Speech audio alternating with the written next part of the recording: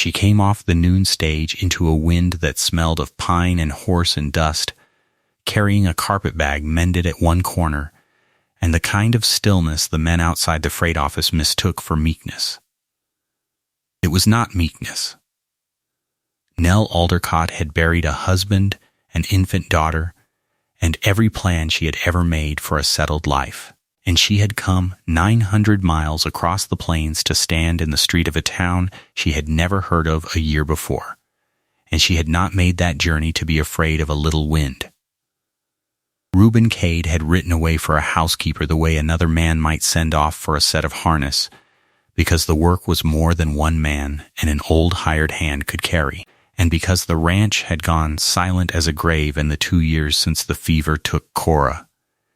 and a boy of 8 cannot raise himself no matter how quietly he tries.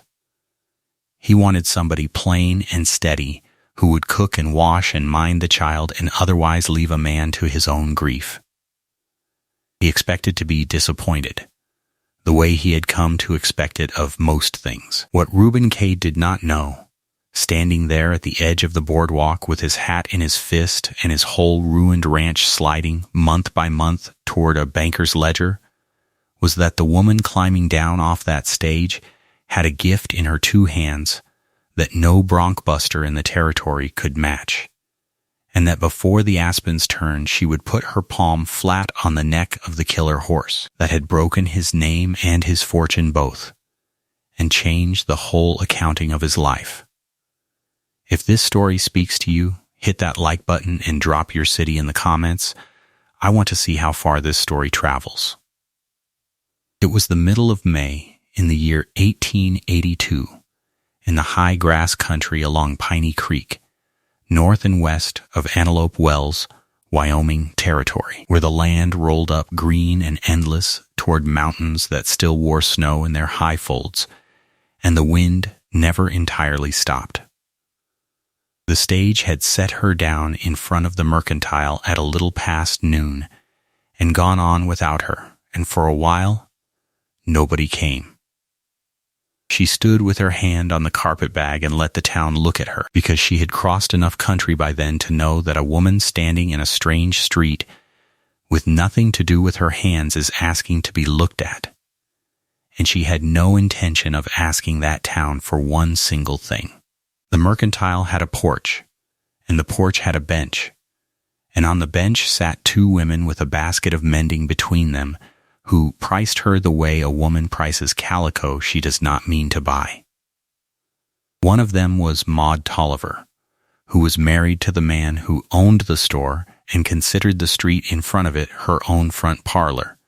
and she said, in a voice pitched to Carrie, that it was a pity, and she said it twice, and she meant something unkind by it both times. She said Cade had gone and sent away for one now, as if a wife dying was a thing you set right by mail order, and that the poor creature likely did not know what she was walking into,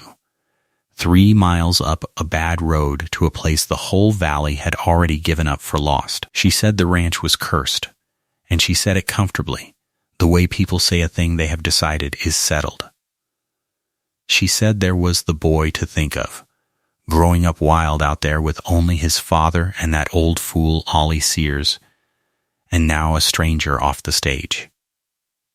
Nell heard all of it. She stood with her back straight and her gloves folded over the handle of the bag and looked at the mountains beyond the roofline, and gave no sign that a word of it had reached her. And her silence was not ignorance, and there was nobody on that porch with the training to tell the difference. Reuben Cade came for her at 1:30 with a buckboard and a team of 2 sorrel geldings that stood square and quiet in the traces, which was the first thing she noticed about him, and the only thing that day that made her think there might be something in the man worth the trip. He was tall and gone lean in the way of men who have stopped eating regular, near 35, with 2 days of beard and a hat sweated dark at the band, and he did not apologize for the hour and a half she had waited. He said the near mare had thrown a shoe and the smith had been slow, and he left the rest of the sentence lying where anybody could pick it up. He looked at the carpetbag. He looked at her. He said he supposed she was the one Sears had written the letter for, since Sears had a better hand than he did.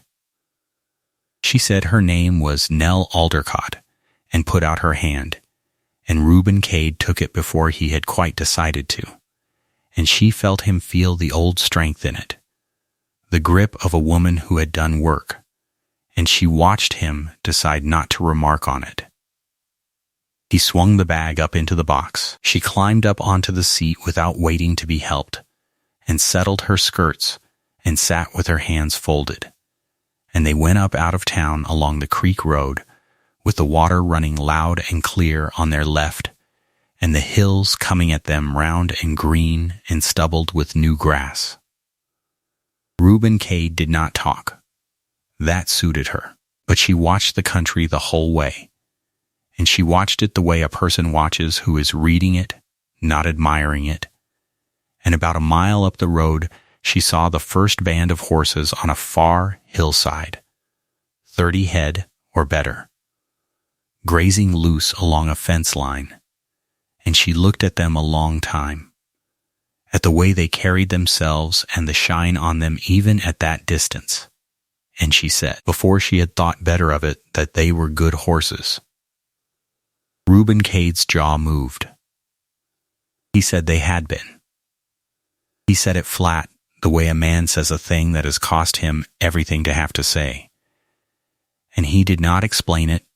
and she did not ask, and they rode the last 2 miles in a silence that had a different weight in it than the silence before. She heard the ranch before the road turned to show it, which is to say she heard the wrong thing. She heard a horse screaming, not the whinny of a horse calling to the band, not the squeal of 2 geldings settling who stood where. A long, high, tearing sound with rage in the bottom of it, and something worse than rage. And it came from down behind the barn, and it went up the hillside and came back off the rocks. And then there was the flat crack of a quirt and a man's voice cursing. And then the screaming again. Reuben Cade's hands went hard on the lines, and the sorrels felt it and checked, and he brought them down to a walk, and his face did not change at all, which was how she came to understand that whatever was happening behind that barn had been happening for a while, and that the man beside her had stopped letting it show on him. The road turned. The ranch stood up out of the cottonwoods, a low log house with a stone chimney and a good tin roof gone to rust at the seams. A big gambrel barn that had been built by somebody with money and pride, a network of pole corrals running back toward the creek, and a hay meadow beyond. And it should have been a place a man was proud to drive a new woman up to. And instead, Reuben Cade drove up to it the way a man comes home to a house with sickness in it. There were 3 horses in the near corral standing bunched at the far rail with their heads up and their nostrils working, watching the round pen beyond. And in the round pen a big blue roan stallion was fighting for his life against a rope. He was a magnificent animal even then, even ruined 16 hands and better, deep through the chest, with a barrel like a whiskey cask and a fine clean head. And he was the color of wood smoke over slate, blue-gray with a black mane torn ragged and black stockings on all 4 legs, and he was lathered white with sweat and streaked pink at the shoulder where the quirt had opened him, and his eyes rolled so the whites showed all the way round, and he was not bucking any more. He was past bucking. He was throwing himself. He would run to the end of the rope and set back against it with his whole weight until he went over backward into the dirt and lie there a second heaving, and scramble up and do it again. And every time he went down, the man on the other end of the rope hauled and cursed and laid the quirt across him to make him rise. The man was thick through the shoulders and ball-legged and wore his hat shoved back, and he handled the rope with the ugly confidence of somebody who has been told his whole life that he has a way with horses, and what he had was a way with breaking them. Reuben Cade stopped the buckboard in the yard and set the brake, and sat a moment with his hands on his knees before he got down. And Nell Aldercott looked at the horse in the pen and then looked at the man beside her and understood, before a word was said, that the horse and the ranch and the man were all three the same wound, and that she had just been driven straight into the middle of it. A boy came around the corner of the house. He was small for 8, brown as a nut, in a shirt let out at the cuffs and a pair of boots gone over at the heel. And he stopped when he saw her and put his back against the log wall the way a barn cat goes flat, watching, not coming and not running. And Nell did not go to him. She had raised a sister's children and buried her own, and she knew better than to go at a wary child head on. She climbed down off the buckboard by herself and stood a moment settling her skirts and letting the boy look at her, and she looked once, without seeming to, at his thin wrists and the careful blank of his face, and she filed it away. Reuben Cade lifted her bag down and set it on the porch step. He said the man in the pen was Del Prentice, and that Prentice was the best bronc buster in 3 counties, and everybody said so,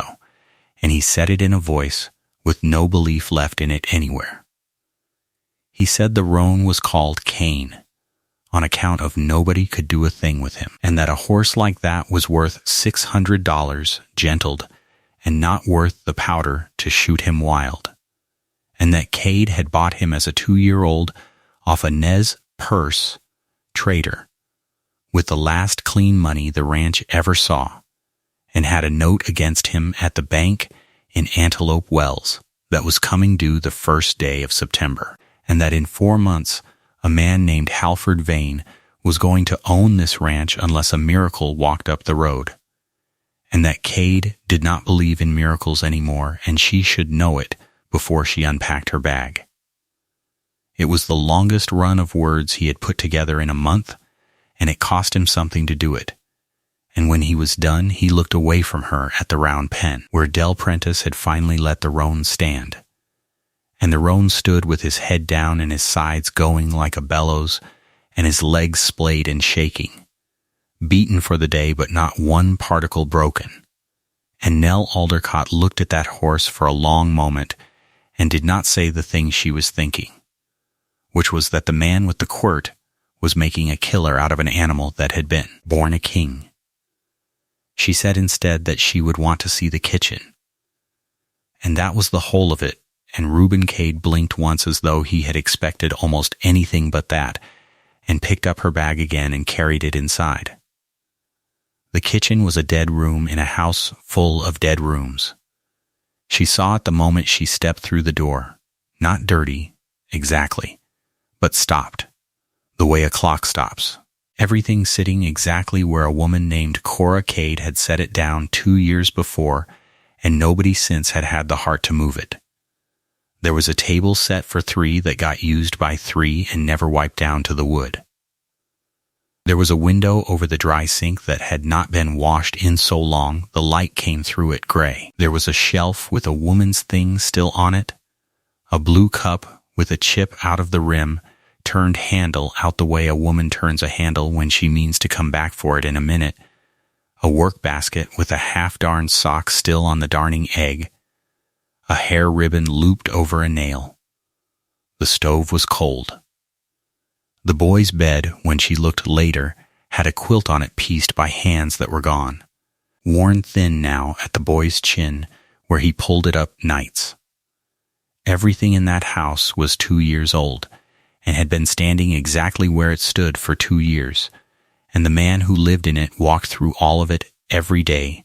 without once letting his eyes light on any of it. Nell Aldercott set her carpetbag down on the seat of the 3rd chair, and she took off her gloves and her bonnet and laid them on the table, and she rolled her sleeves to the elbow,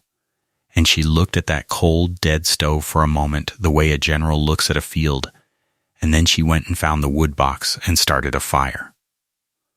She did not ask leave. She had learned a long time back that a house that has stopped needs somebody to simply start it going again, and that asking permission only gives a grieving man the chance to say no. By the time Del Prentice came up from the corrals, coiling his rope and calling for his supper, there was a fire drawing in the stove and water heating, and the window over the sink had been washed on the inside so that the late gold light came through it clean. And Reuben Cade stood in the door of his own kitchen and looked at that clean window for a moment, as though it had done him a small violence. And then he took his hat off, which he had not thought to do, and hung it on the nail where the hair ribbon had been, and moved the ribbon very carefully to the shelf beside the blue cup, and did not say a word about any of it, and neither did she. Supper that first night was a plain thing, salt pork and beans and biscuits and coffee, because that was what the house had, and Nell made it well because she made everything well, and 4 of them sat down to it, the man and the boy and old Ollie Sears and Del Prentice, and the 5th chair that had been Cora's stood empty against the wall, and Nell had the sense not to touch it. Ollie Sears was near 60, dried out and bandy-legged, with a white mustache stained yellow at the corners and hands so knotted with the rheumatism that she wondered how he still forked hay. And he was the one who had written the letter. And he watched her over his plate with a shrewd kindness that told her he had wanted her there long before Cade did. Del Prentice ate like a man who had earned it, and talked with his mouth full about the roan, about how another week would settle him, about how you had to show a spoiled stud who was the master of him or he would kill you sure, and how his own daddy had broke horses for the cavalry and there was nothing about a bad horse that Del Prentice did not know. Nell said nothing. She poured his coffee when it got low, and she watched his hands, and she watched the boy across the table go smaller and quieter every time Prentice laughed, and she filed that away too. Reuben Cade laid the terms out to her that same evening, standing in the kitchen with his hat in his hand after the boy was sent to bed. And he laid them out flat, the way an honest man lays out a thing he is ashamed of. He said she would have the little room off the kitchen that had been meant for a hired girl in better days, and that he would keep his own room, and that was how it would stay. And he wanted that understood plain so there would be no misreading of why he had sent for her. He said the wage was to have been $12 a month and found, the way Sears had written it, but that he would be honest with her. There was no $12. There was no $2. There had not been cash money on this place in a year, and that what he could offer her was a roof and her keep and the boy to look after and hard work with no pay at the end of it, and that the note fell due the 1st of September, and after that there would very likely be no roof either. He said she could go back down to town on the stage Thursday, and he would find the fare somehow and not think one hair the worse of her, because he had brought her out under false colors, having advertised a wage he could not pay. Then he stopped. He looked at his hat. He said the boy's name was Isaac, and that he had not spoken much since his mother died, and that he would understand if a woman did not want to take on a child that was that much trouble. Nell Aldercott listened to the whole of it without moving, and when he was done she asked him one question, which was how many horses were on the place. He looked up, surprised, because it was not a question a housekeeper asks. He said 31 head counting the roan, all of them Cade bred, out of good Kentucky mares his father had freighted west, and a steel dust stud that was 10 years dead now, and that they were the best-blooded saddle horses between the Platte and the Yellowstone, and everybody in the territory knew it, which was the whole tragedy of the thing. She asked what the note was against. He said the ranch, the land and the house and the barn, and the whole band of horses as security, $1,100 borrowed 3 years back to carry the place through a killing winter and buy the roan, at interest that had eaten it up to $1,400 now, held by the bank in Antelope Wells,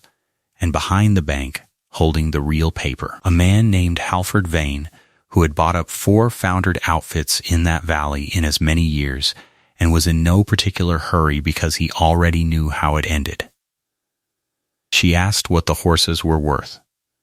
He said gentled and sound and delivered to the remount board at Fort Fetterman. $40 a head and better for the best of them, which was more than enough to clear the note twice over and leave him a start.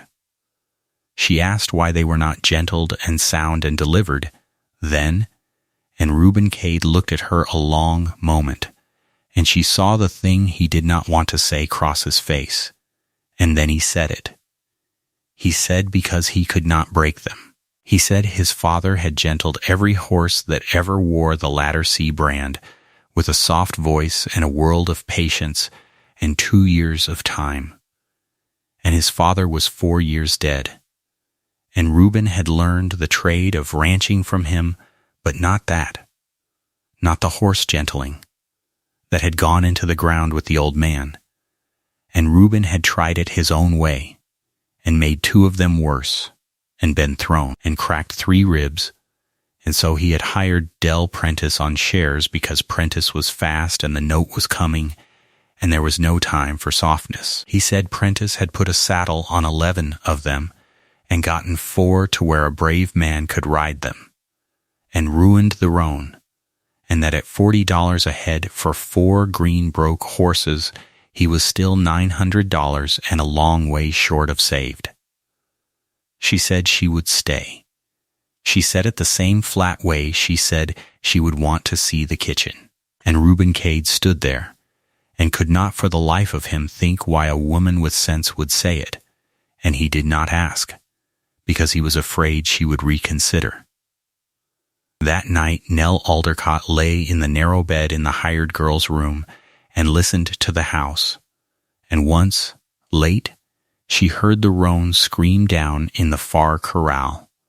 One long note in the dark, and she lay with her eyes open and her jaw set and did not sleep for a while. She had not told the man one true thing about herself except her name. She had let him believe what the whole street believed, that she was a used-up widow taking the only place that would have her, and that was true as far as it went. But it was not the half of it. Nell Aldercott had been born on a horse-trading outfit on the Kansas line, the 7th child and the only girl.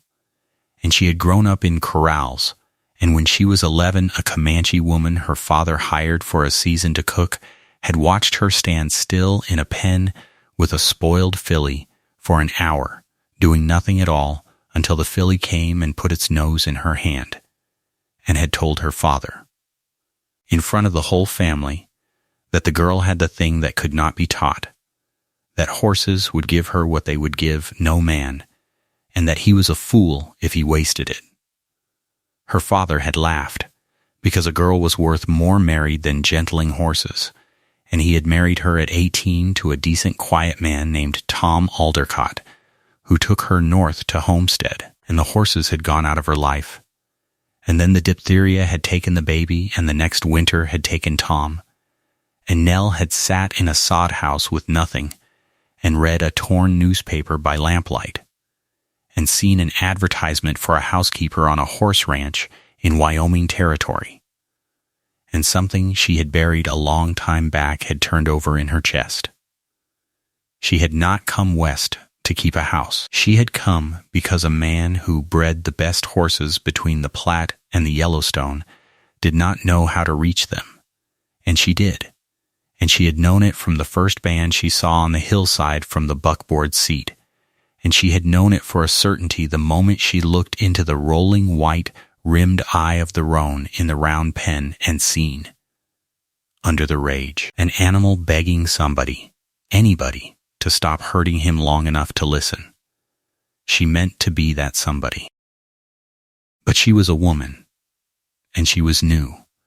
and she had learned in 26 hard years that a thing shown too early is a thing taken away,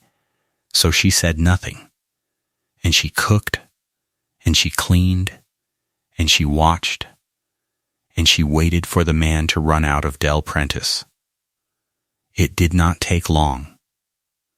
The trouble came to a head on the fourth morning. Nell had risen before light, and had the stove going and biscuits in the oven, and had gone out to the well in the gray dawn for water, and she had stopped at the corral rail to look at the roan the way she looked at him every chance she got, standing quiet in the half-dark, and the roan had lifted his head and looked back at her across the pen, ears working, not laying them flat, only looking curious, the way a horse looks at a thing that is not a threat. And she had stood very still and let him look, and had not said a word. And something had passed between the woman and the horse in that gray light that had not passed between that horse and any human being in a year. And then Del Prentice had come out of the bunk shed hitching his suspenders and seen her at the rail, and laughed and said she wanted to stand back from that one,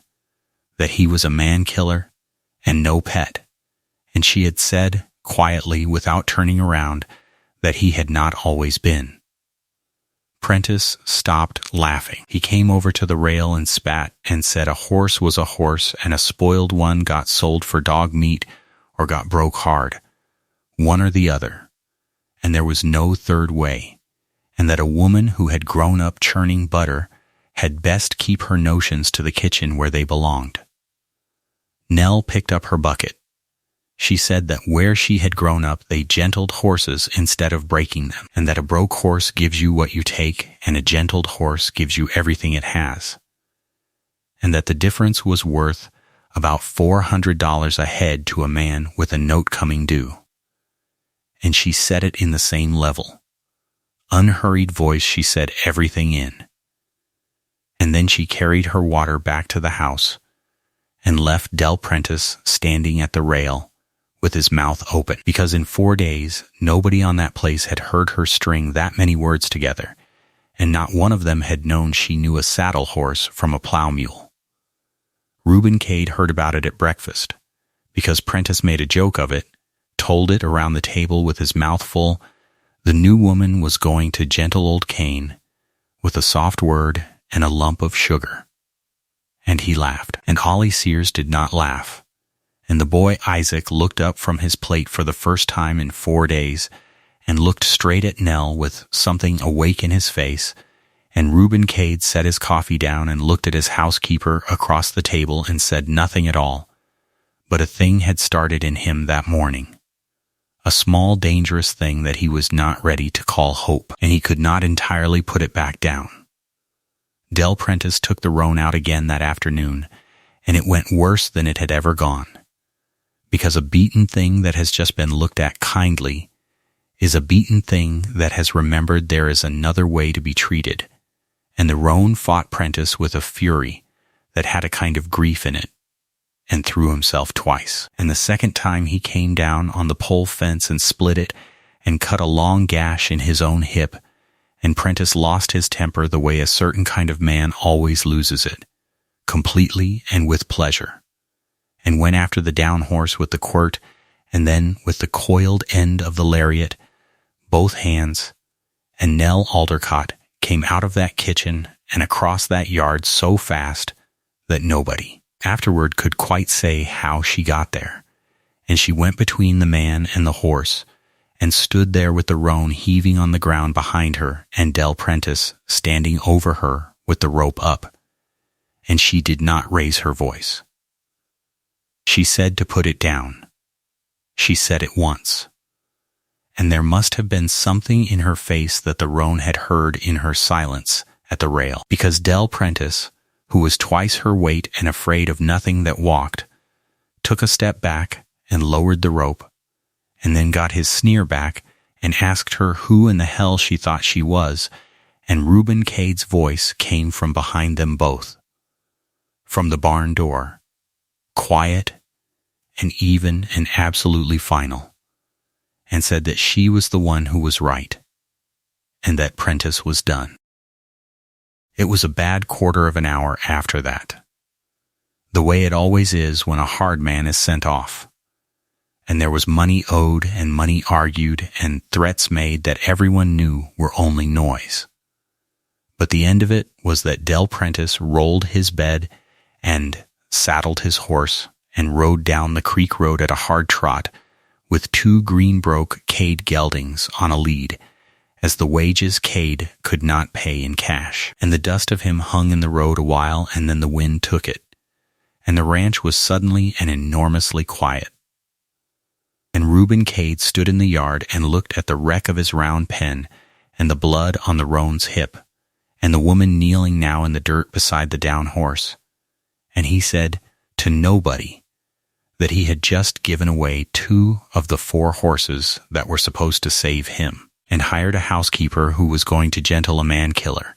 and that if his father could see him, he would laugh himself sick. Nell did not answer that. She was busy. She had the roan's big head in her lap, there in the dirt of the pen, and he had let her have it, which was the thing Reuben Cade could not get past. That the horse that would not let a man inside the rails had put his bleeding head down in a strange woman's skirts and gone still, and she was talking to him, low, a run of quiet nonsense words in the voice a mother uses over a sick child, and she was going over him with her hands, the cut hip,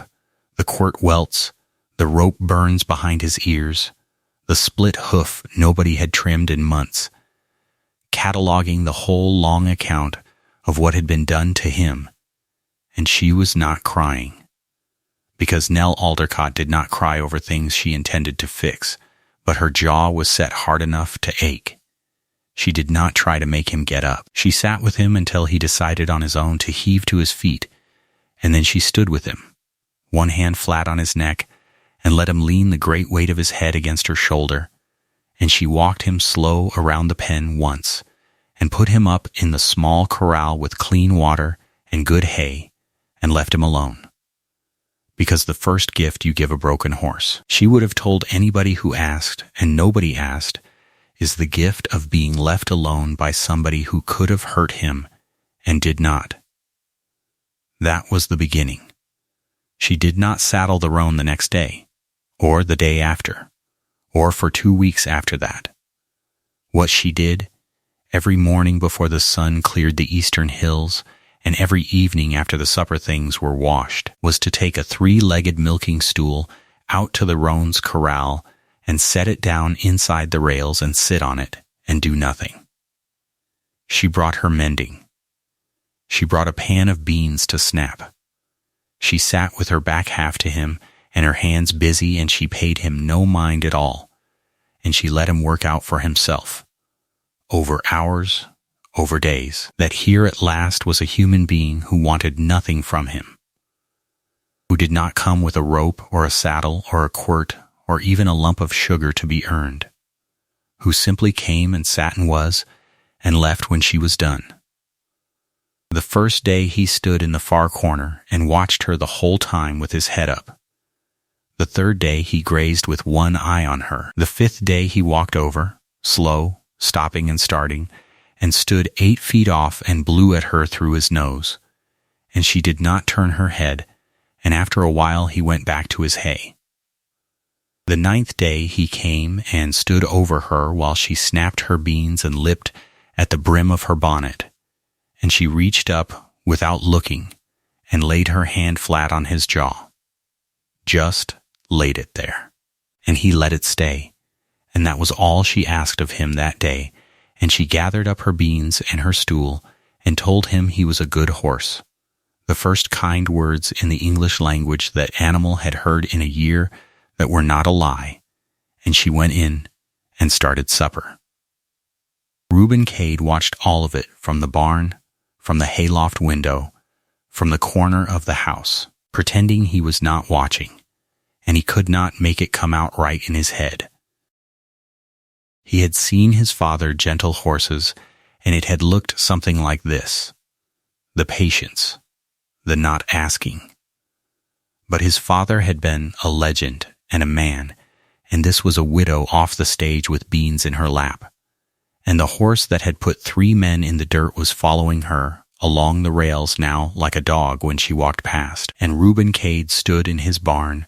and felt something he had not felt in 2 years,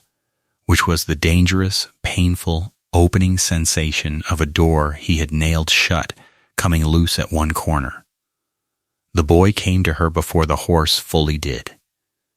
Isaac had taken to sitting on the top rail of the roan's corral in the evenings, at a safe distance, watching Nell watch the horse, and he never said anything, and she never made him, and one evening she simply started talking, not to him and not to the horse, but out into the air between them, telling the story of a spoiled filly she had gentled when she was a girl not much bigger than he was, and how the filly had been so frightened of a rope that you could not let her see one for a month, and how she had grown up to be the best cow horse on the whole outfit, and would come to a whistle from a quarter-mile off, and the boy listened to the whole of it without moving. And when she was done, he was quiet a while, and then he said, in a small, rusty voice like a hinge that has not turned in a long time, that his mother used to tell him stories. It was the first full sentence Nell had heard out of him. She did not make a fuss of it. She said she would bet his mother told good ones, and the boy said she did, and that was all. And Nell snapped her beans, and the horse grazed, and the sun went down.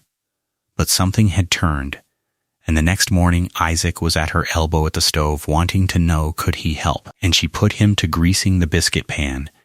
and by the end of a week he was her shadow, carrying, fetching, holding, talking now in a steady stream the way a stopped-up child will once the plug is pulled. And Reuben Cade would come in at noon and find his silent son chattering at the housekeeper about horses, and Nell answering him seriously as an equal. And the man would stand in the door with something aching in his chest and not know what to do with his face. Halford Vane rode out to the Lattersea on the last day of May, on a tall black gelding worth more than the mortgage, in a gray town coat and polished boots, and he was the most pleasant man Nell Aldercott had met since the Missouri River. He took his hat off in the yard to her, a housekeeper, which most men in his position would not have troubled to do, and he asked after the boy by name, and he told Reuben Cade that he had heard there was help out at the place now, and that he was glad of it, that a motherless boy and a grieving man was a hard thing, and it did his heart good to see the house looking lived in again. He said all of it warmly, and he seemed to mean every word, and his eyes went over the ranch the whole time he was saying it, over the mended fence and the washed windows and the fat horses on the hill and the big blue roan standing quiet now in the near corral. And Nell watched him count it all and price it all behind that pleasant face, and she understood the man completely inside of 2 minutes, and she poured his coffee and said nothing. Vane came to his point gently, the way a cat comes to a bird. He said he had no wish in the world to be the man who took a Cade's ranch, that his own father had known Reuben's father and there was history between the families, and he honored it. He said the note was a burden and a worry and no way for a man to raise a son, and that he would take it off Reuben's hands entire, buy the ranch and the land and the whole band of horses outright, assume the paper himself, and put $300 cash into Reuben's palm to make a fresh start wherever he liked, and see the boy set up decent, and that a man ought to take a sure thing in hand rather than gamble it all on getting 31 green horses gentled and delivered to a remount board 140 miles off before the 1st of September, which any honest horseman would tell him could not be done. $300 for a ranch Reuben Cade's father had built with his hands, and a band of horses worth $1,200 at the fort. Vane said the figure the same easy way he had said good morning. Nobody raised a voice in that kitchen. Nell stood at the stove with the coffee pot in her hand and watched a man in a good coat offer to buy a family's whole life for the price of the wagon it would take to haul them off it. And she watched Reuben Cade sit at his own table with his jaw working and take it. Because a man cannot throw a smiling offer out of his house without calling it robbery. And to call it robbery, you have to be able to prove you have a better way. and Reuben Cade did not yet believe he had one. Then Halford Vane turned in his chair and looked at Nell, pleasantly, and said he understood Cade had got himself some help off the stage, and that it was a wise thing. A good, strong widow woman being worth 2 hired girls and not expecting much, since they were used to work and used to disappointment both, and he said it looking straight at her with a smile of real friendliness, as though he had paid her a compliment and expected to be thanked for it. Nell thanked him. She said it was kind of him to say, in a voice as smooth and warm as fresh cream, and she smiled while she said it, and refilled his cup, and Halford Vane smiled back, and had not the first idea that he had just been measured, weighed, and filed away by the one person in that valley he had entirely failed to take account of. He rode out an hour later, well pleased with himself, and told Reuben to think his offer over, no hurry. The 1st of September would settle it either way. When the black gelding had gone down the road out of sight, Reuben Cade sat a long time at the table, and then he said, quietly, that maybe he ought to take it, that $300 and a clean start was more than nothing, and that a proud man who let his son go hungry for the sake of his pride was no kind of father. And Nell Aldercott set the coffee pot down on the stove and turned around and said the first hard thing she had said to him, which was that he had 31 of the best-blooded horses between the Platte and the Yellowstone standing on his grass, and a woman in his kitchen who had gentled her first spoiled colt before she could read, and that if he sold to Halford Vane in the next 4 months, she would consider him not a bad father, but a coward. And she said it level and plain and looked him in the eye while she said it. And Reuben Cade, who had not been spoken to like that by anyone since his father died, opened his mouth and shut it. And then, for the first time in 2 years, he laughed. One short, surprised bark of a laugh, and said, all right then,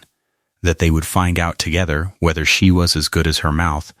and Nell said that they would, and that he could start by rebuilding the round pen Prentice had wrecked, because she was going to need it. They rebuilt the round pen in 2 days, Reuben and Ollie setting the posts deep and Nell lashing the rails, and while they worked she laid out the plan, and it was a plain plan and a hard one. There were 31 head. 4 were gone with Prentice, or too far ruined by him to trust before September. That left 27, and of those, 9 were already saddle-broke soft from Reuben's father's day, older horses that only wanted riding down and polishing, and 18 were green 3- and 4-year-olds that had never had a saddle on them, plus the roan, who was a thing apart. The remount board at Fort Fetterman bought sound, gentle saddle horses, 4 to 8 years old, at $40 to $55 a head depending on quality, and they wanted them halter-broke, saddle-broke, quiet to mount, quiet to fire a pistol off of, and sound in wind and limb, and they would not take an outlaw or a spoiled horse at any price, because a cavalry remount that pitched a green trooper off in front of the Sioux was worse than no horse at all. To clear the note she needed to deliver, gentle and sound and passed by the board, at least 25 head, and she had a little under 14 weeks to take 18 unbroken horses and one-man killer from wild to soldier quiet, and she was one woman with a grieving man, an arthritic old hand, and an 8-year-old boy for her whole crew. She said it could be done. She said it could be done because she was not going to break them one at a time the way Prentice did. Fighting each horse alone in the pen for a week, she was going to gentle them in strings, work 5 and 6 at once in the big corral. Let the gentled ones teach the green ones. Because a horse learns calm from another horse faster than from any human alive, and she was going to use the older broke horses as her teachers, ponying the colts off them, saddling the colts alongside them, and above all she was going to use time and patience and the one thing Prentice had never once given a horse, which was the chance to say yes instead of being made to stop saying no. Reuben Cade listened to all of this leaning on a fence post, and at the end of it he said it sounded less like horse breaking than like raising children, and Nell said that was exactly what it was, and that he ought to know, because he had raised a good one without meaning to. And she nodded at Isaac, who was up on the top rail sorting her a coffee can of horseshoe nails by size without being asked. And Reuben Cade looked at his son a long moment and did not say anything. But that night at supper he asked Isaac a question about the colts, a real question, wanting the boy's real answer. And the boy sat up straight as a fence post and gave it. And something in that house shifted another quarter turn toward the light. June was the making of them. Nell was in the corrals before the sun, and after it went down, in an old split skirt she had cut and sewn for riding out of a worn wool blanket, with her hair bound up in a kerchief and her sleeves rolled and her forearms going brown and hard, and she worked those horses the way her hands remembered from before she was a wife, and it came back to her not as a skill she had learned, but as a language she had been born speaking and had only been kept from using. She started every colt on the ground, hours of it, teaching them to give to a soft feel on the halter rope, to lead and stop and back and turn, to have their feet handled and their ears rubbed and a blanket flapped all over them until a flapping blanket meant nothing, to stand tied and think instead of fight. Only when a colt led like a gentleman and stood for the blanket did she saddle it, and she saddled it standing next to old Barney, the quietest of the broke geldings, and she let the colt buck the saddle out if it needed to on a long line with Barney grazing calm in the middle of it, and mostly gentled her way. They hardly bucked at all, because a horse that has not been frightened has nothing to buck about. She was thrown 4 times that month and got up all 4 times and dusted herself off and got back on, and once she was thrown hard enough that she saw stars and lay in the dirt a full minute. And when she opened her eyes, Reuben Cade was there on his knees in the corral with his hat off and real fear in his face. And she looked up at that fear and understood something about the man that he had not said and would not say. And she let him help her up that once, and neither of them mentioned it. By the last week of June, she had 11 of the green colts under saddle and gentle, being ridden out on the hills every day by Reuben and by Ollie, whose bad hands could still hold a rein even if they could no longer fork hay. And the sound of the latter sea had changed from the scream of a horse fighting a rope to the ordinary blessed racket of a working horse ranch, colts nickering, saddle leather creaking, a boy laughing, and that sound went down the creek on the wind, and a man riding the road half a mile off could hear that the latter sea was alive again. And that was the first thing that changed in the valley, before a single horse was sold, before anybody knew anything. What people knew was that Reuben Cade had been seen in Antelope Wells buying flour and coffee and paying cash for it. A little cash, egg and butter cash that Nell had started making by trading the surplus of a garden she had put in behind the house, and that the Cade boy who had not spoken a word in town in 2 years had been heard to laugh out loud outside the mercantile, and that there was a woman out there who, folks said, had run off the best bronc buster in 3 counties, and was breaking the Cade horses herself,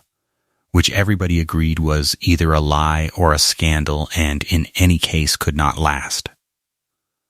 Maud Tolliver changed her key, but not her tune. In May, Nell had been a poor, used-up widow taking a doomed place because nothing better would have her.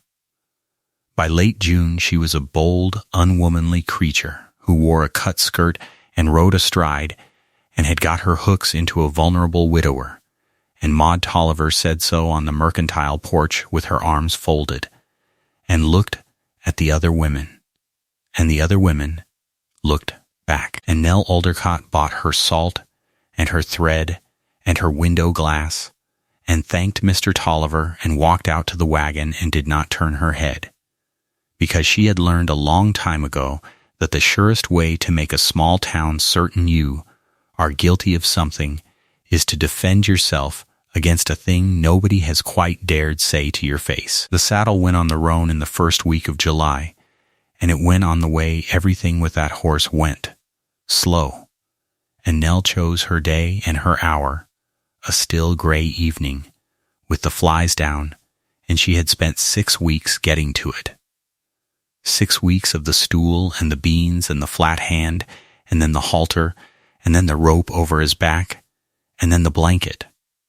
100 times the blanket, until the horse that would let no man touch him would stand hip-shot and half asleep, while a woman flapped a saddle blanket the length of him. She saddled him alongside old Barney in the round pen, with Reuben on the rails, and Ollie holding Barney and Isaac, told for once in his life to sit still and not make a sound. And she cinched him up slow in 3 easy pulls and stood back, and the roan humped his back and took 2 stiff crow-hop jumps, and then stood, blowing, and looked around at the saddle on his own back as though it were a strange bird that had landed on him, and then he sighed the enormous sigh of a horse letting go of a thing, and Nell Aldercott stood in the middle of that pen and put both her hands over her face for 1 second, the only time anybody on that place ever saw her come close to weeping. And then she took them down, and her face was level again, and she said, "Well," and unsaddled him, and did it all again, and by the 3rd time he did not hump his back at all. She did not get on him for another 2 weeks. Reuben Cade rode the roan first, not Nell, and that was her doing, and it was the shrewdest gift she ever gave the man, because she understood without being told that a man who has watched a horse take everything he owns down toward the bank needs to be the one to sit that horse's back at last. And she brought Reuben along to it slow, taught him her way with her voice at his ear, made him do the groundwork and the blanket and the mounting and stepping off 100 times, and the evening Reuben Cade finally swung up onto the blue roan, and the roan stood under him quiet as a church, and then walked off soft and round at a touch. Reuben Cade rode him 3 times around that pen, with his jaw clamped and his eyes wet, and did not say 1 word. And when he stepped down, he stood holding the rein a minute, and then he put his forehead against the roan's neck, against the neck of the horse that had cost him everything, and stood like that. And Nell took the boy by the shoulder and turned him toward the house and gave the man his privacy.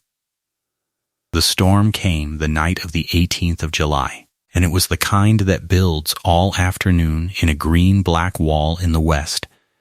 and then comes down the valley at dark with a wind in front of it that lays the grass flat. They had 22 horses in the big meadow corral by then, and the roan and 2 others in the pens by the barn, and Nell was clearing the supper things when the first thunder walked across the hills, and she felt the house go tight the way a house does, and she looked at Reuben, and neither of them said anything. They just moved. Because a corral full of green colts in a lightning storm is a stampede looking for a place to happen. They got their coats and the lanterns, and they were halfway to the meadow when the sky opened. Not rain first, but hail. Hail the size of hens' eggs that came down like thrown stones and set the whole band to wheeling and screaming in the dark. And then the lightning struck the big cottonwood at the corner of the meadow with a crack like the end of the world, and the tree came apart in fire, and the panic went through those horses like a current, and they hit the corral fence in a wall, and it went down, and 22 half-gentled colts poured out into a black meadow in a hailstorm and scattered to the 4 winds. There is no describing that night except to say that they did not lose a single horse, and that it took them until dawn, and that Nell Aldercott and Reuben Cade did it together. the two of them, and Ollie and the boy who would not stay in the house, riding the gentled older horses through the dark and the hail and the running water, and that everything Nell had built in those horses over 6 weeks was what saved them. Because a broke horse in that panic would have run to the territory line, but a gentled horse, a horse that had learned that a human voice in the dark meant safety and not pain, could be reached, could be turned, would come. And Nell rode into the middle of that screaming, scattered band on old Barney calling to them in the voice they had all learned at her milking stool, low and steady and unhurried under the thunder. And one by one, and then in 2s and 3s, those frightened colts came out of the dark toward the sound of her, came to her the way the Comanche woman had said 40 years too early that horses would come to her. And she gathered them, and Reuben held them, and by the gray wet dawn they had every head back, and the fence mended enough to hold, and not one horse lost, and not one badly hurt. And the two of them stood in the mud in the first light, soaked to the skin and shaking with cold, and looked at each other across the backs of the horses they had saved. And something passed between them in that gray light that neither of them had any words for, and neither of them tried to find any. And they went up to the house, and Nell built up the fire, and they sat on either side of the stove with their hands out to the heat. And their hands were both of them cut and swollen, and neither of them said anything for a long while. And then Reuben Cade said, looking at the fire and not at her, that he did not know what he had done to deserve her walking up his road off that stage, and Nell said that he had not done anything to deserve it, that it was not that kind of thing, and that he could stop trying to make it a debt, because she was not there to be paid back. And Reuben Cade turned and looked at her then, really looked, and did not say the thing that was in his face, because it was too soon and he knew it. And Isaac came down the ladder from the loft, rubbing his eyes to ask if the horses were all right, and the moment folded itself away. But it did not go anywhere. It stayed in the room with them the rest of that summer, banked like a coal. By the middle of August she had done the thing everyone in the valley had sworn could not be done. There were 26 head standing gentle and sound in the Ladder C corrals, halter broke and saddle broke and quiet, ridden out daily until they neck-reined soft, and stood to be mounted and did not so much as flick an ear when Ollie fired the old cap and ball pistol off their backs. And the roan among them, the roan gone from man-killer to the finest saddle horse any of them had ever thrown a leg over. A horse that would come at a whistle from across the meadow and follow the boy Isaac around the yard like a dog. And Reuben Cade would sit his own porch in the evening and look out at those horses on the hill and could not always make himself believe them. The plan was simple from there, or it should have been. The remount board at Fort Fetterman held a buying that first week of September every year, when the cavalry replaced its worn and cast horses before winter, and a man had only to deliver sound, gentle stock, and the army paid cash on the spot at the board's appraisal, and 26 head at even $40 was $1,040, which cleared the $1,400 note near enough that the bank would carry the small remainder against a ranch that was plainly a going concern again, and the Ladder C would be saved with a week to spare. Reuben rode into Antelope Wells on the 20th of August to send word ahead to the fort and arrange the driving of the horses, and he came home a different man than he had left, gray in the face, and he did not say anything until the boy was in bed, and then he sat down at the kitchen table and put his hands flat on it and told them. Halford Vane was the Army's horse contractor at Fort Fetterman. He had been for 6 years. The remount board did not buy loose horses off the range from any man who drove them up. It bought through its contractor,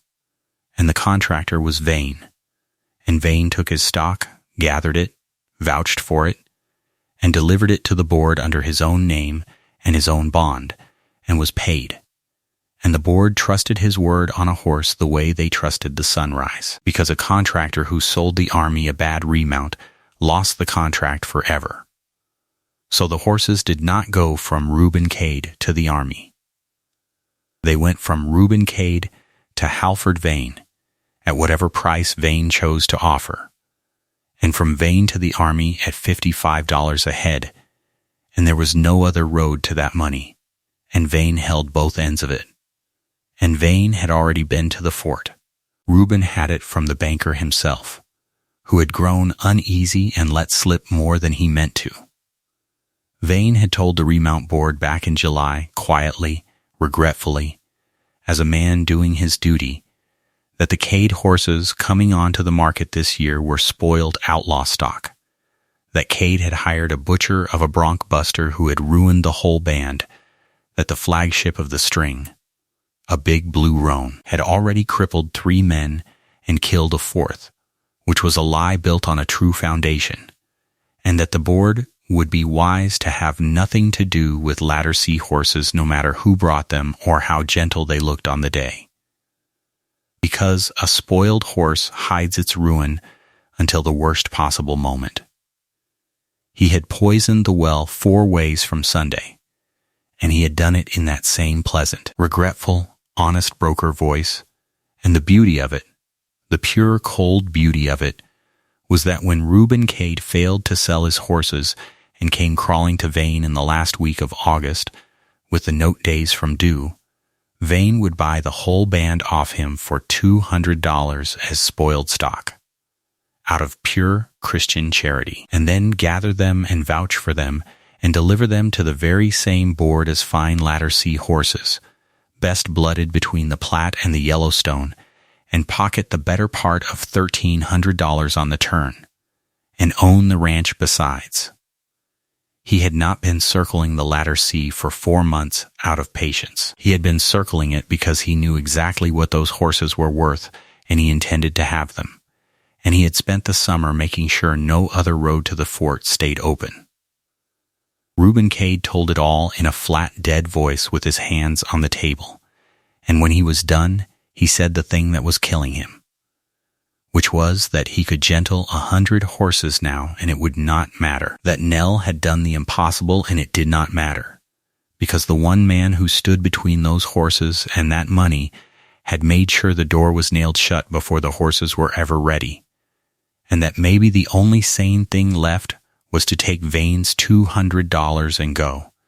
and he put his face in his hands, and the boy's clock ticked on the shelf,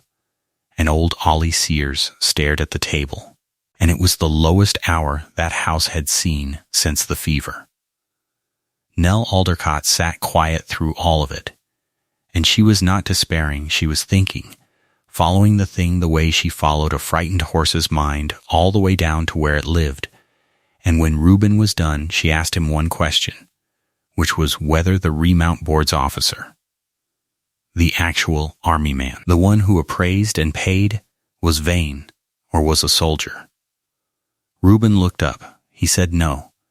that the officer was a cavalry captain, a remount officer sent out from the department, a man named,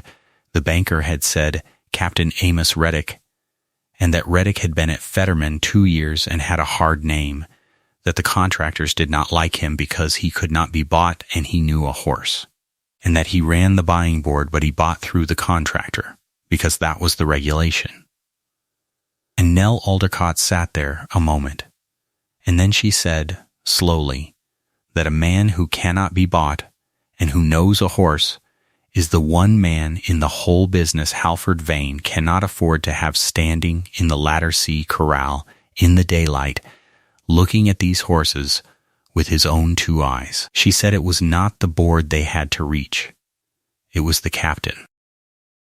She said if Captain Amos Reddick, who knew a horse and could not be bought, came out to that ranch himself, or better yet, if these 26 horses were driven up to that fort and put in front of that captain's own eyes in the open daylight with the whole world watching, and the blue roan that Vane had sworn was a killer stood quiet under a saddle, while a soldier fired a pistol off his back. Then every word Halford Vane had whispered into that captain's ear all summer would turn to poison in Vane's own mouth. Because a lie about a horse dies the instant an honest horseman looks at the horse. Reuben said the board bought through the contractor, that it was the regulation, that they could not go around Vane. And Nell said they were not going to go around him. They were going to drive 26 gentle horses 140 miles to Fort Fetterman and offer them to Halford Vane's own contract in front of Halford Vane and Captain Amos Reddick and every soldier and settler and freighter within reach of the parade ground, publicly, in daylight, and let Vane stand there in front of the captain he had lied to, and either buy the horses he had sworn were killers at their honest worth, or refuse them and be asked in front of the captain why the Army's contractor would refuse the best remount stock in the territory, and either way the captain would look at the horses, because a horseman cannot help but look, and the looking would do the rest. She said it was not an argument they were bringing. An argument had two sides. They were bringing a blue roan horse and a whistle.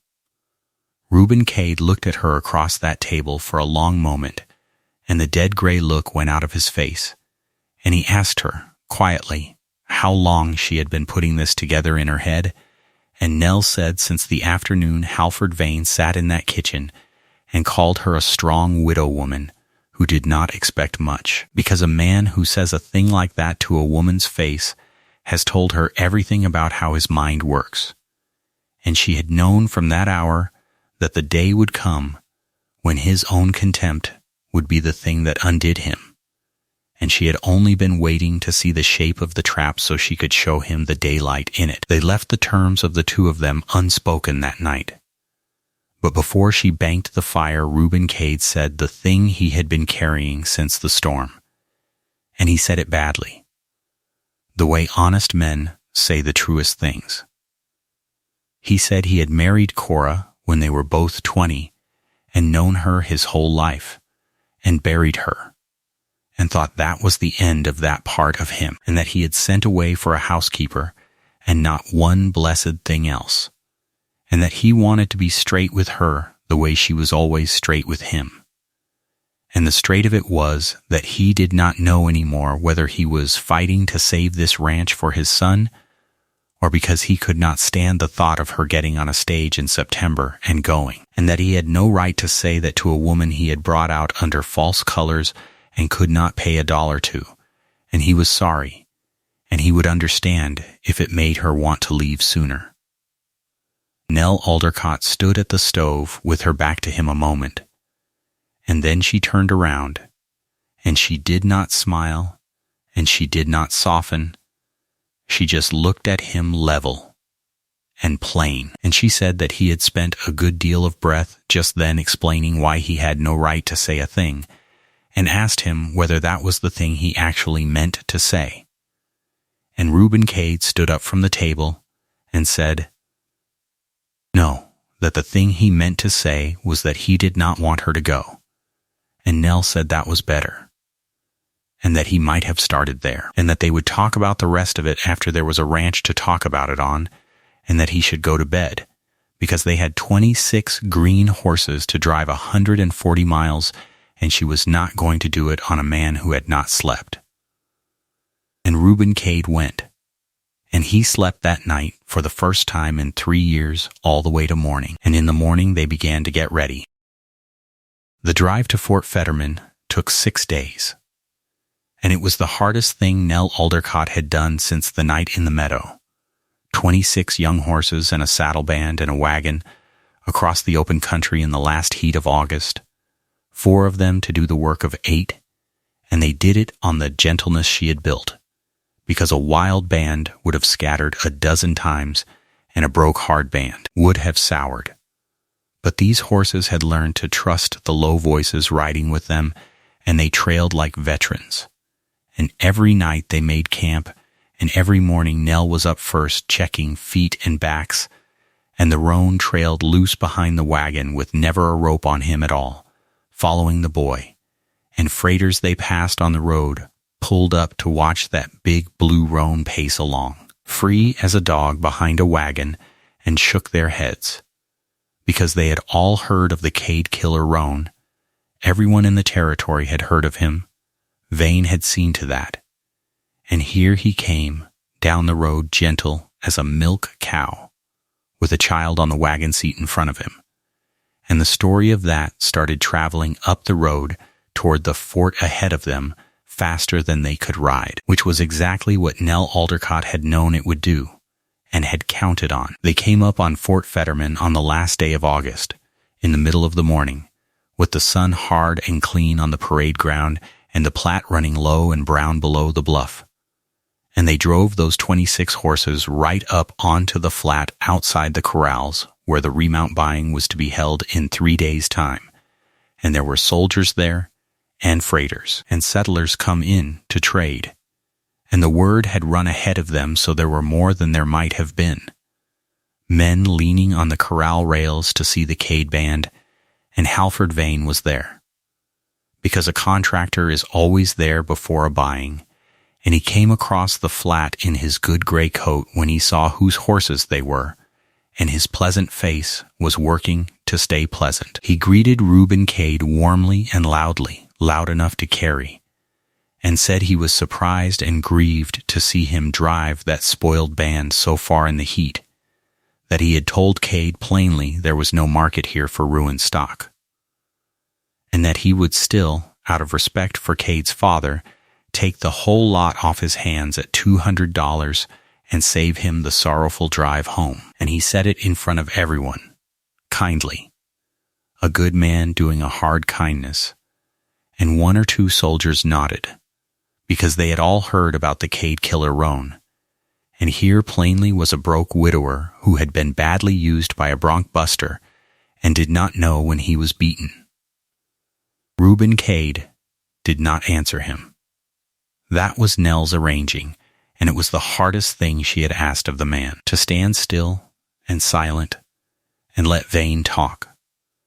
because a wait has no argument in it, and she did not want Reuben trading words with a man who lived by them. Into that silence, at exactly the moment she had chosen, walked Captain Amos Reddick, because the commotion had brought him out, as she had known it would, a lean, weathered soldier of 50, with a gray mustache, and the flat, unhurried eyes of a man who had bought 10,000 horses and been lied to about every one of them. And he came to the rail and looked at the Cade band standing quiet in the sun after a 140-mile drive. Standing quiet, not milling, not fighting. 26 young horses in good flesh, with their heads up and their ears working, and not a mark of the quirt or the spur on one of them, and Captain Amos Reddick, who could not be bought, and who knew a horse, went very still at the rail the way a horseman goes still. And Nell Aldercott saw him go still, and knew the thing was already half won. Vane saw it too. Vane's voice climbed a little, and he said to the captain now that this was the Cade stock he had warned the board about, that the gentle look was the very danger of a spoiled horse, and that the roan yonder, that blue devil, had killed a man and crippled 3, and the captain should not be deceived by a quiet morning. And Captain Reddick, without taking his eyes off the horses, asked which one was the roan. And Nell Aldercott stepped up to the rail beside the captain, a woman in a cut-riding skirt with her sleeves rolled and her forearms brown, and she said quietly that the roan was the big blue horse standing loose at the back with the boy, the one wearing no rope, and every eye on that flat went to the blue roan standing free behind the wagon, with an 8-year-old child's hand resting on his shoulder, and a kind of quiet came over the crowd. The captain looked at the loose killer horse standing gentle under a child's hand, and then he looked for the first time at the woman beside him, and he asked her who she was, and Nell said she was the one who had gentled him. Vane laughed, and it was the wrong thing. It came out too high. And he said, spreading his hands to the captain and the crowd, appealing to them man to man, what a housekeeper off a Wyoming ranch could possibly know about remounts, and where a broke widow woman had come by her sudden expertise in cavalry horses, and whether the captain meant to let the United States Army be instructed on horseflesh by a hired girl in a homemade skirt. And two men in the crowd laughed with him, and it was not a cruel laugh. It was worse. It was the laugh of men being offered one last comfortable door out of a thing they did not want to believe. Nell Aldercott did not answer Halford Vane. She did not look at him. She turned to Captain Amos Reddick, and she said, would the captain care to see the roan ridden? And the captain said that he would care to see that very much. So Nell Aldercott walked out onto that flat alone, in front of the fort and the freighters and the soldiers and Halford Vane. And she put 2 fingers in her mouth and whistled. One clear note. And the blue roan lifted his head off the boy's shoulder and came to her across the open ground at a soft trot, loose, no rope, no halt, and stopped square in front of her and dropped his nose into her hand, and the flat went dead silent. And then she saddled him where he stood in the open, no snubbing post and no rails, slow and easy in 3 pulls of the cinch. And she asked, without turning around, whether one of the captain's own troopers would do her the favor of riding him. And a hard grin went over Captain Reddick's face, because he saw the whole shape of it now. And he called out a young corporal, a good rider, and the corporal came, uncertain. And Nell put him up on the blue roan that the whole territory swore was a killer, and boosted him into the saddle herself, and the roan stood like a rock. And she handed the corporal the reins and stepped back, and the corporal rode that horse the length of the parade ground and back at a walk and a trot and a lope, turned him both ways, backed him, stood him, and the roan did every particle of it soft and willing and quiet. And then Nell asked the captain whether he would like a pistol fired off the horse's back, the surest test of a remount there was, and the captain said he surely would, and handed up his own revolver, and the young corporal fired it 3 times into the air off the back of Halford Vane's killer roan, and the roan flicked one ear and did not otherwise move. And Captain Amos Reddick began slowly to laugh. It was over then, though it took a while to finish, the way these things do. The captain went down the whole Cade band with his hands, 1 horse at a time, mouths and legs and wind and feet, in a dead silence, and he found 26 sound, gentle saddle horses without a spoiled one among them. The best string, he said out loud so the flat could hear it, that had been brought onto that ground in his 2 years at the post. And then he turned to Halford Vane, and he was not laughing any more. He asked Vane in front of everyone whether these were the spoiled outlaw Cade horses the contractor had warned his board about all summer, the ones the board was to have nothing to do with, no matter how gentle they looked on the day. And Halford Vane stood in his good gray coat with his mouth working and no pleasant word left in it anywhere, because there was no answer to that question that did not hang him. If he said yes, these were the spoiled horses, then he stood exposed as a man who did not know a remount from a mule,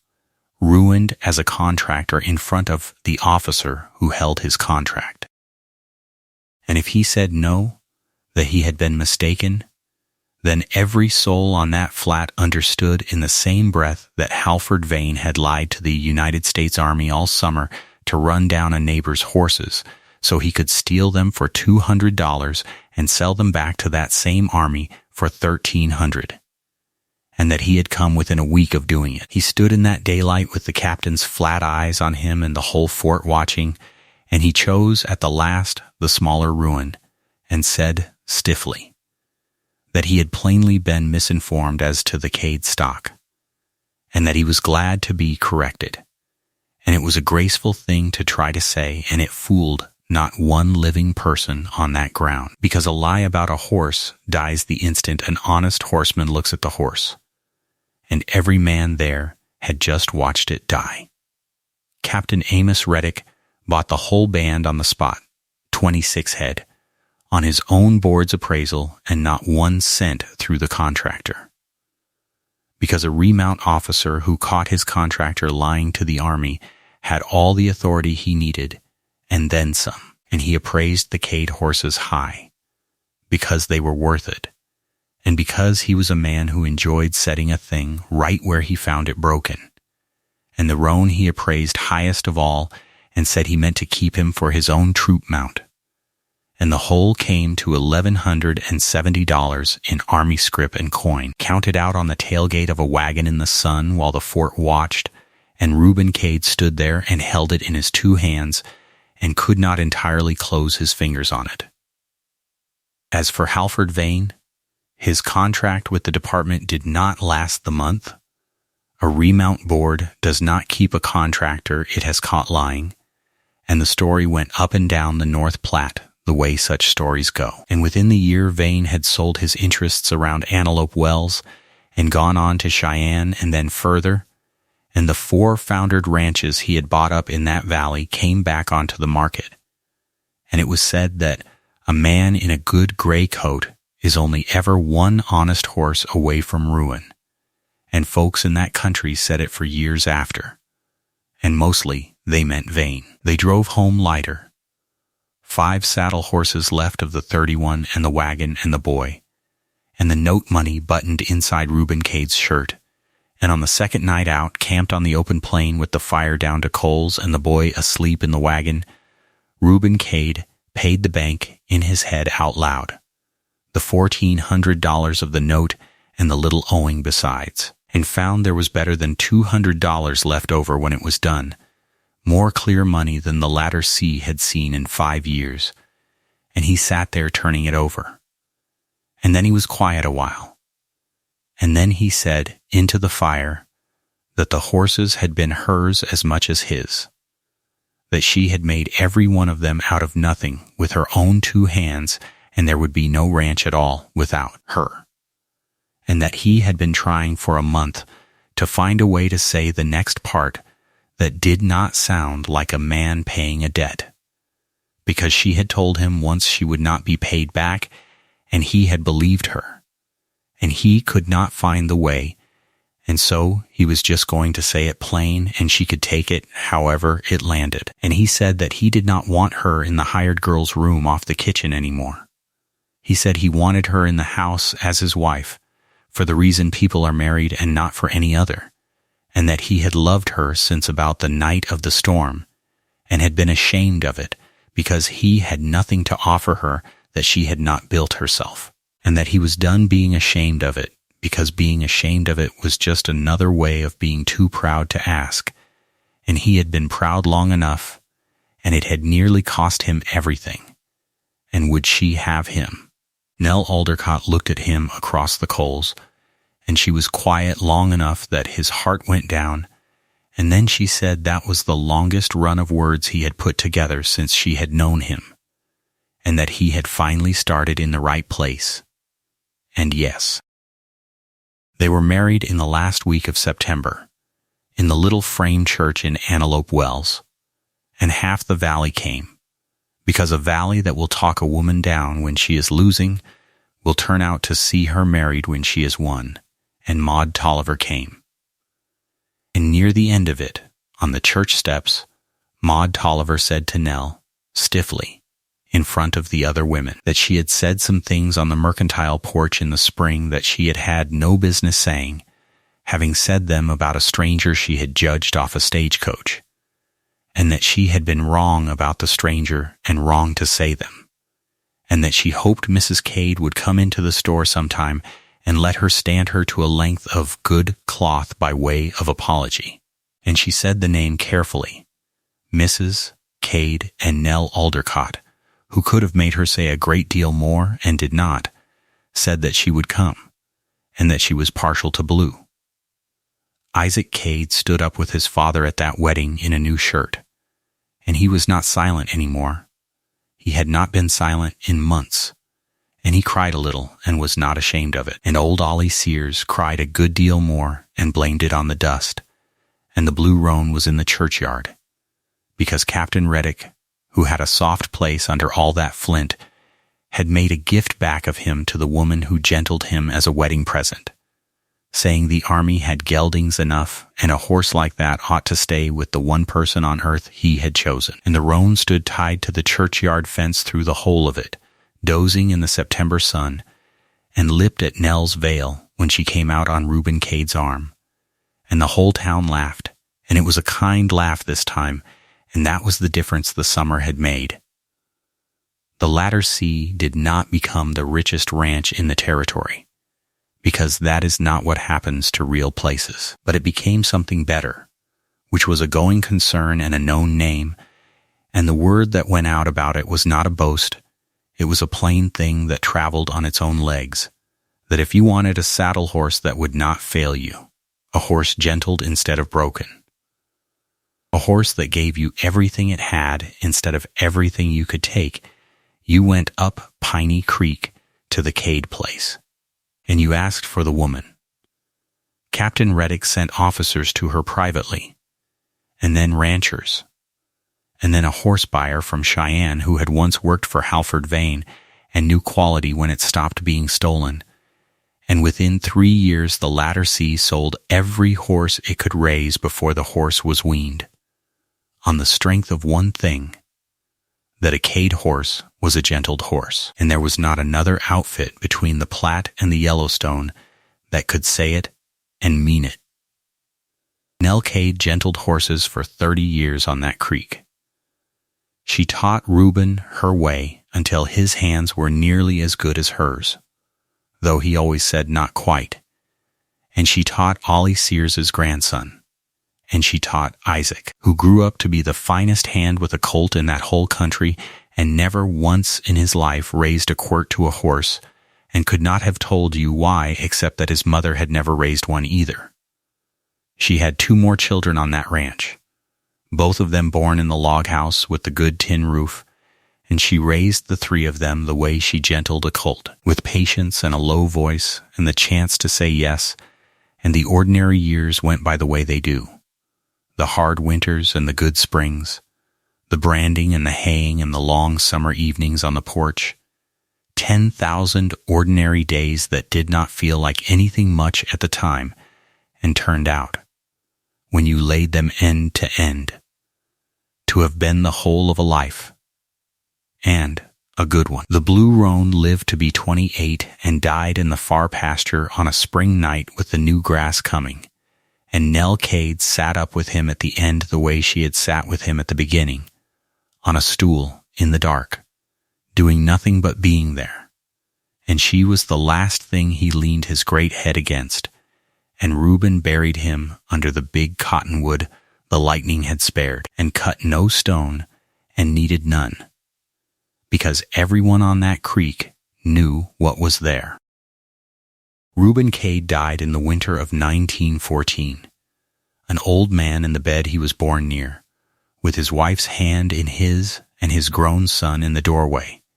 in a life he had not seen coming off that stagecoach road 32 years before and would not have traded for any other that was ever offered a man. Nell lived 8 years past him and gentled her last colt at 73 with hands gone to knots like old Ollie's, and died in 1922 in the spring. And they laid her beside Reuben on the rise above the creek where you could see the horses on the hill, and the Latter Sea went on, because she had built it to go on, out of nothing but a whistle and a flat hand and the refusal to hurt a frightened thing when hurting it would have been faster. On a still evening up Piney Creek even now, the story goes, if the wind is right you can hear the colts calling to one another across the meadow the way colts do, and a person on the road might stop and listen, and not know the half of what he was hearing, which was the far-off sound of a thing a woman off a stagecoach had started one gray afternoon a long time ago, and had made sure, before she was done, would outlast her. And the creek runs down past the log house and the big cottonwood in the dark, and does not mind, and goes on.